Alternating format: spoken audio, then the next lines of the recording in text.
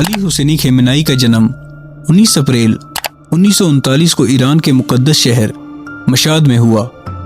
उनके वालिद एक गरीब लेकिन इज़्ज़तदार दीनी आलिम थे। उनका ख़ानदान एक बहुत छोटे से घर में रहता था। पैसा कम था लेकिन ईमान और इल्म से भरा हुआ था।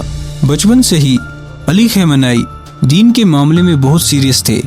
उन्होंने कुरान, अरबिक ग्रामर और इस्लामी तालीमात दीनी मदरसों से सीखी। दिन में पढ़ाई करते और रात को कमज़ोर रोशनी में किताबें पढ़ा करते। हेलो ऑडियंस, खुशामदीद। आप देख रहे हैं हैरत। अगर आप नए हैं तो चैनल को जरूर सब्सक्राइब करें। चलिए कहानी शुरू करते हैं। जवानी के दौरान वो कौम चले गए जो ईरान का सबसे बड़ा दीनी मरकज़ माना जाता है। वहाँ उन्होंने बड़े बड़े इस्लामी उलमा से दीनी तालीम हासिल की और अपने ईमान और इल्म को और मजबूत किया। वो एक शांत लेकिन गहरी सोच रखने वाले तालिब इल्म के रूप में मशहूर हो गए, जो इस्लाम को ज़िंदगी के हर पहलू में लाना चाहते थे। अपनी 20 साल की उम्र में ही अली खेमेनाई एक मुहतरम आलिम बन गए। उन्होंने मस्जिदों में पढ़ाना शुरू किया और दीन और इंसाफ पर तकरीरें देने लगे। लोगों को उनकी शांत आवाज़ और मजबूत अकीदे पसंद थे। वो काला अमामा पहनते थे, जो इस बात की निशानी होती है कि वो सईद हैं, यानी नबी की नस्ल से होने का यकीन रखा जाता है। इसी वजह से शिया माशरे में उन्हें ज़्यादा इज्जत मिली। वक्त के साथ उन्हें हुजातुल इस्लाम का लक़ब मिला, जो एक बीच के दर्जे का दीनी आलिम होता है। जवान होने के बावजूद वो समझदार, बहादुर और अपनी कम्युनिटी में गहरा भरोसा रखने वाले शख्स थे। 1960 और 1970 के दौर में उन्होंने ईरान के शाह के खिलाफ बोलना शुरू किया। उनका कहना था कि शाह मगरिबी देशों के बहुत करीब हो गया है और इस्लामी कीमतों को नज़रअंदाज कर रहा है। उस वक्त ये बात बहुत खतरनाक थी। शाह की सीक्रेट पुलिस ने उन्हें कई बार गिरफ्तार किया और जिलाए वतन भी भेजा, लेकिन उन्होंने कभी रुकना मंजूर नहीं किया। जेल और जलाए वतनी के दौरान वो लिखते रहे और पढ़ते रहे, अपने ख्यालात फैलाते रहे। उनकी हिम्मत ने उन्हें अवाम में मशहूर कर दिया। लोग उन्हें एक ऐसे दीनी रहनुमा के रूप में देखने लगे जो गरीबों और इस्लाम के साथ खड़ा है, न कि अमीरों या मगरिब के साथ। 1969 में ईरान की अवाम ने शाह को हुकूमत से हटा दिया। आयतुल्लाह ख़मेनी जलाए वतनी से वापस आए और इनकलाब की क़यादत की। अली खेमेनाई इस बड़े बदलाव के दौरान उनके साथ खड़े थे।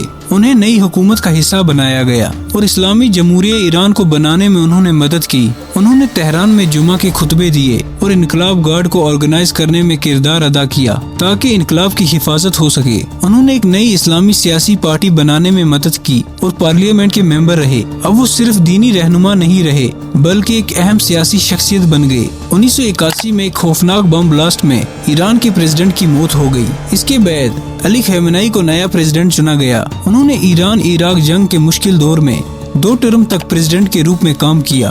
प्रेसिडेंट के रूप में उन्होंने फौज के साथ करीबी तौर पर काम किया, शहीदों और सिपाहियों के घर वालों की मदद की और देश को एकजुट रखने की कोशिश की। वो जंग के दौरान अवाम को हौसला बढ़ाने के लिए तकरीरें भी देते थे। वो एक कत्ल की कोशिश में जख्मी हुए जिसमें उनका दाहिना हाथ जिंदगी भर के लिए कमजोर हो गया। इसके बावजूद उन्होंने काम जारी रखा और आयतुल्लाह ख़मेनी, जो ईरान के पहले सुप्रीम लीडर थे, उनके बिल्कुल करीब रहे आखिरी वक्त तक। 1989 में जब आयतुल्लाह ख़मेनी का इंतकाल हुआ तो अली खेमेनाई को ईरान का नया सुप्रीम लीडर चुना गया। ये कई लोगों के लिए हैरानी की बात थी क्योंकि वो अभी सबसे बड़े दर्जे के स्कॉलर नहीं थे। उन्हें ये जिम्मेदारी देने के लिए कॉन्स्टिट्यूशन में बदलाव किया गया। अब उनके पास फौज, जस्टिस और फॉरेन पॉलिसी का पूरा इख्तियार आ गया। वो ईरान के सबसे बड़े ताकतवर शख्स बन गए। ये ओहदा जिंदगी भर के लिए होता है। वो टॉप जजेस, मिलिट्री कमांडर्स और दीनी काउंसिल्स के मेंबर्स को खुद चुनते हैं। इसके बाद ईरान में हर बड़ा फैसला उनकी रहनुमाई के तहत होने लगा। अली खेमेनाई शादीशुदा हैं और उनके 6 बच्चे हैं, 4 बेटे और 2 बेटियां। वो अपनी फैमिली लाइफ को बहुत प्राइवेट रखते हैं और वो लोग आमतौर पर पब्लिक में नजर नहीं आते। उनके बेटों में से एक मुज्तबा भी स्कॉलर है। कुछ लोग समझते हैं कि वो अगला सुप्रीम लीडर हो सकता है, लेकिन खेमेनाई ने कभी भी इस बात की तस्दीक नहीं की। वो अपनी पर्सनल जिंदगी सीधी और सादगी भरी रखते हैं।